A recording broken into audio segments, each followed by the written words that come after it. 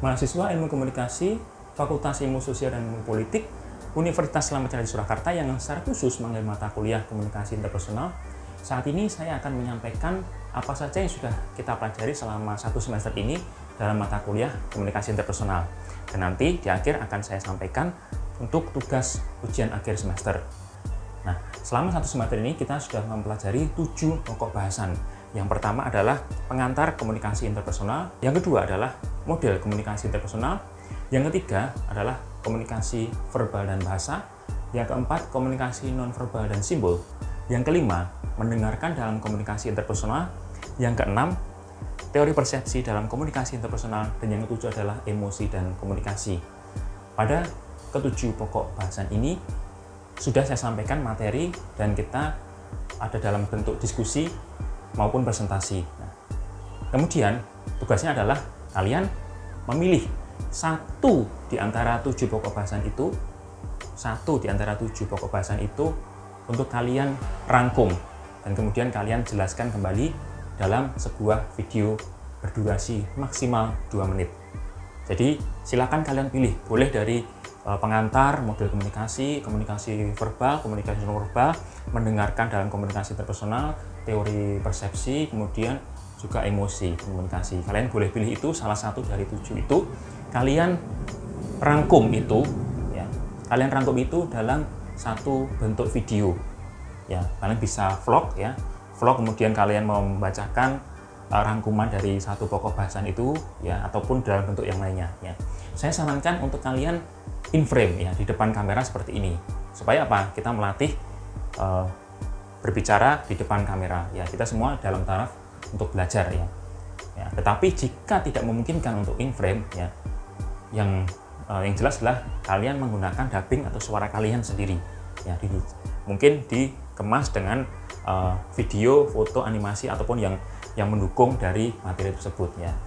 Tetapi yang lebih mudah adalah kita in frame, ya. Kalian bisa pegang dengan HP kalian, saya vlog, kemudian kalian bacakan materi itu.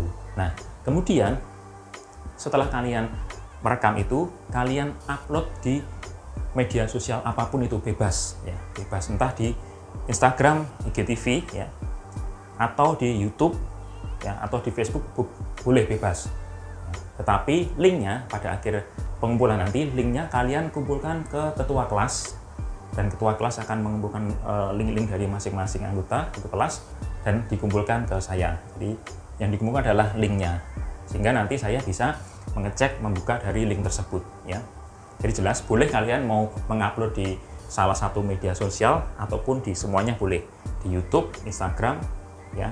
Instagram itu boleh di postingan atau boleh di IGTV, ya. Jadi bebas, atau di Facebook, ya. Apapun itu, yang penting adalah linknya kalian sertakan, kalian kumpulkan di ketua kelas, ya.